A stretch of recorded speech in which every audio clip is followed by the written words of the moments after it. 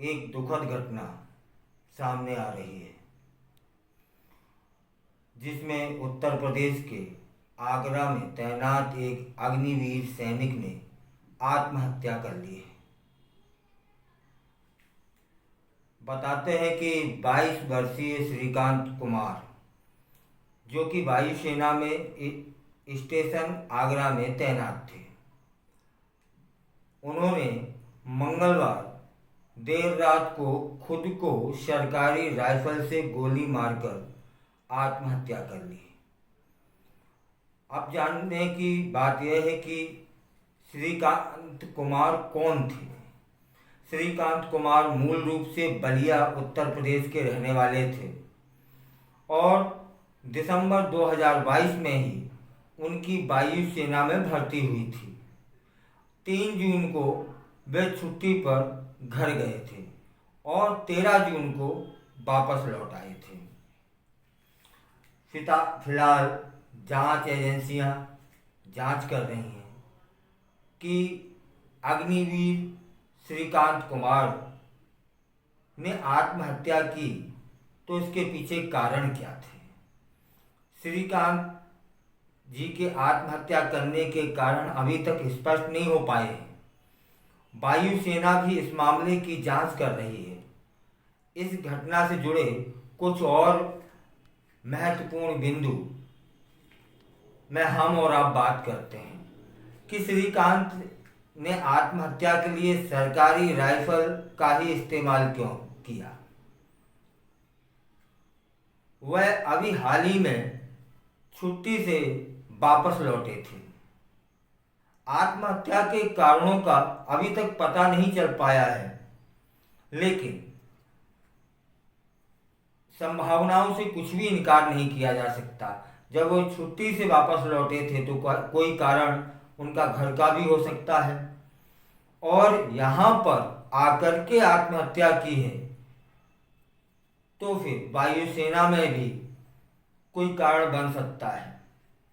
फिलहाल वायुसेना मामले की जांच कर रही है और श्रीकांत ने इतना बड़ा कदम क्यों उठाया, इस पर भी वायुसेना और उनके घर वालों को चिंतन करना चाहिए।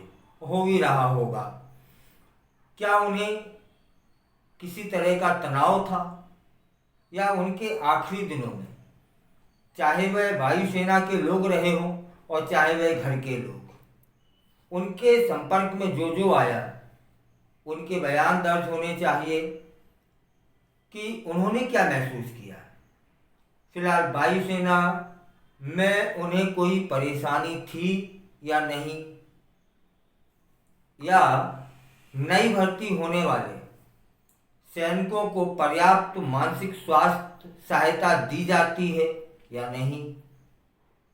फिलहाल यह घटना बेहद दुखद है कि श्रीकांत एक 22 वर्षीय बालक आत्महत्या जैसा घातक कदम उठा सकता है, तब उसके पीछे के जो कारण है वह जरूर सामने आने चाहिए। लेकिन डॉक्टरों का यह भी कहना है कि मानसिक स्वास्थ्य के प्रति लोगों का जागरूक रहना बहुत आवश्यक है।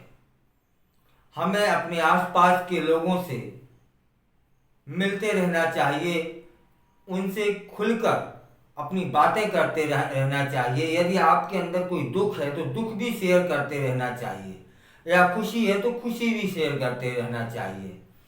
यह डॉक्टरों का मानना है, जिससे मानसिक स्वास्थ्य जो है, दिमागी स्वास्थ्य, वह ठीक रहता है।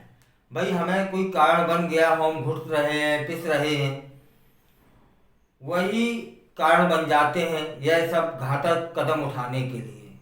किसी भी तरह की परेशानी होने पर मदद लेने में संकोच नहीं बरतना चाहिए।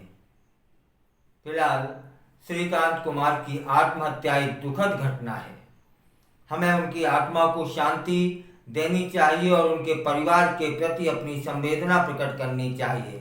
साथ ही हमें इस घटना से यह भी समझना चाहिए कि आज बात श्रीकांत की ही नहीं हो रही है, उन सभी युवाओं की हो रही है कि वह इतना घातक कदम उठाने के लिए कैसे तैयार हो जाते हैं। मतलब जो मानसिक स्थिति है, मानसिक स्वास्थ्य है, उसमें कहीं ना कहीं कुछ ना कुछ कमी रही होगी या कमी हो गई होगी कि समस्या आती हैं जीवन में, हर किसी के आती हैं, तो उनके समाधान भी होते हैं। आत्महत्या जैसा घातक कदम समस्या का समाधान तो नहीं हो सकता। इसलिए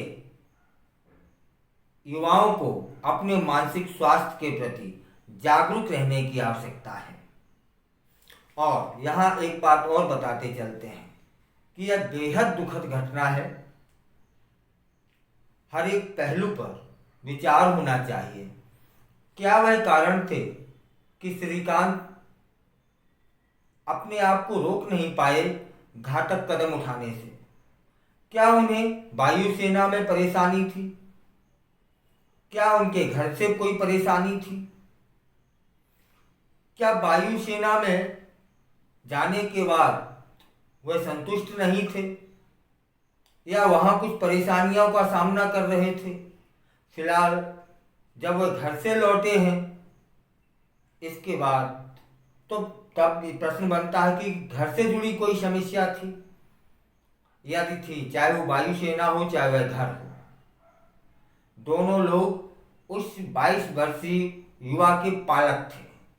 वायुसेना भी अपने आप में एक मुखिया की भूमिका ही निर्वाह करती है और घर वाले तो करते ही हैं। तो दोनों में से दोनों को ये ध्यान देना चाहिए कि 22 वर्ष का एक युवा किस मानसिक स्थिति से गुजर रहा है। फिलहाल इसकी जांच होनी चाहिए, निष्पक्ष होनी चाहिए, उन कारणों तक पहुंचना चाहिए जिससे सही से पता लगे कि स्थिति क्या थी उस समय श्रीकांत की और वह कौन से कारण थे। एवं युवाओं को भी इतना मजबूत होना चाहिए कि कैसी भी समस्या जीवन में आ जाए, आत्महत्या उसका समाधान नहीं हो सकती। फिलहाल हमारे साथ वीडियो में बने रहने के लिए आप सबका शुक्रिया।